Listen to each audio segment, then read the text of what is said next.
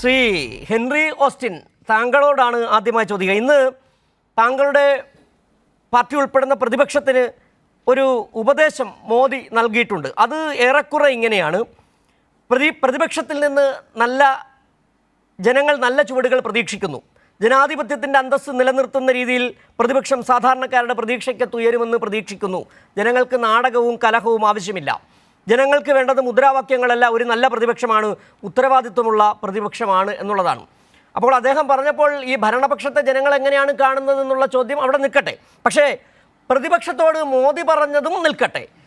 പക്ഷേ ഈ മോദി പറഞ്ഞതിനപ്പുറം ജനങ്ങൾ നൽകിയ ഒരു വിധിയുണ്ട്.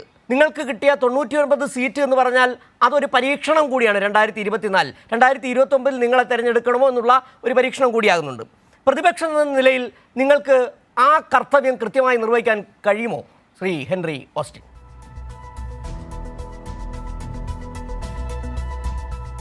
തീർച്ചയായും ഈ ജനവിധി 18ാമത്തെ ലോക്സഭയുടെ ആരംഭ ദിനത്തിൽ പ്രതിപക്ഷ നിരയിലേക്ക് നോക്കുമ്പോൾ കഴിഞ്ഞ ലോക്സഭയായിട്ടുള്ള വ്യത്യാസം അത് തന്നെ ഇതിന് ഒരു വലിയ ഉത്തരമാണ്. 52 അംഗങ്ങളുണ്ടായിരുന്ന കോൺഗ്രസ് 100 അംഗങ്ങളോടുകൂടി പ്രതിപക്ഷ നിരയിൽ ഒരു വശത്ത് നിൽക്കുന്നു. 5 അംഗങ്ങളുണ്ടായിരുന്ന SP 38 അംഗങ്ങളോടുകൂടി അവർ 2ാം സ്ഥാനത്ത് നിൽക്കുന്നു.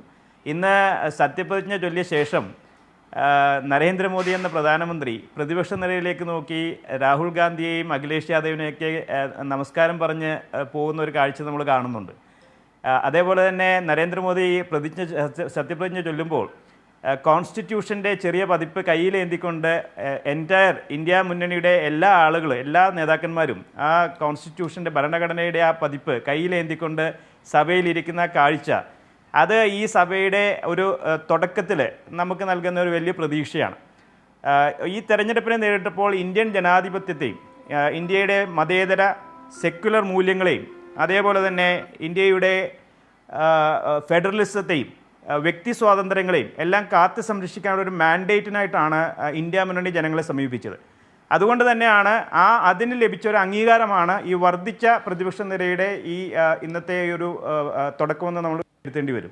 നരേന്ദ്രമോദി സർക്കാർ കഴിഞ്ഞ 10 വർഷം കൊണ്ട് ഇന്ത്യൻ ജനാധിപത്യത്തിൻ്റെ ഒരു പുറംമോടി നിലനിർത്തുമ്പോൾ തന്നെ ഉൾക്കാമ്പ് നഷ്ടപ്പെട്ടിട്ടുള്ള ഒരു ജനാധിപത്യമായി ഇന്ത്യയെ ചുരുക്കിയത് എങ്ങനെയെന്ന് വളരെ സിസ്റ്റമാറ്റിക്കായിട്ട് സംഘടിതമായിട്ട് ജനാധിപത്യ സംവിധാനങ്ങൾ അട്ടിമറിച്ചുകൊണ്ട് ഇന്ത്യൻ ജനാധിപത്യത്തെ ദുർബലപ്പെടുത്തിയതിൻ്റെ ഒരു നേർസാക്ഷ്യമാണ് കഴിഞ്ഞ 10 വർഷം. ലോകത്തിലെ ലിബറൽ ഡെമോക്രസിയുടെ റാങ്കിങ്ങിൽ ഇന്ന് നൈജറിനും ഐവറി കോസ്റ്റിനും ഇടയിൽ 104ാമത്തെ സ്ഥാനത്താണ് വീഡം എന്ന് പറയുന്ന ജനാധിപത്യ സൂചികകൾ പഠിക്കുന്ന സ്ഥാപനം വിട്ടിരിക്കുന്ന റിപ്പോർട്ടിൽ കാണുന്നത്.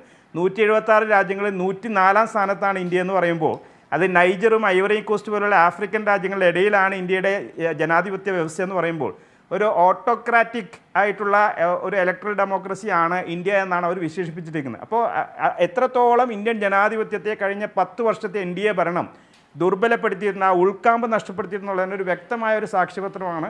അതിൻ്റെ ഒരു പ്രതിഫലനവും തിരിച്ചടിയും തന്നെയാണ് ഈ ശക്തിയേറിയ ഒരു പ്രതിപക്ഷ നിരയെ ഈ ലോക്സഭയിൽ നമ്മൾ കാണുന്നത്. ജനാധിപത്യ മൂല്യങ്ങൾ ഉയർത്തിപ്പിടിക്കാനും ഭരണഘടനയെ സംരക്ഷിക്കാനും വ്യക്തി സ്വാതന്ത്ര്യം സംരക്ഷിക്കാനും ഇന്ത്യയിലെ കഴിഞ്ഞ 10 വർഷം കൊണ്ട് ഈ ജനാധിപത്യ സംവിധാനങ്ങൾക്ക് വന്നിട്ടുള്ള അപജയം അത് മറികടക്കാനുമൊക്കെ ശക്തമായ ഒരു പ്രതിപക്ഷ നിര ഊർജ്ജമായിരിക്കുമെന്നുള്ള കാര്യത്തിൽ യാതൊരു സംശയവും വേണ്ട.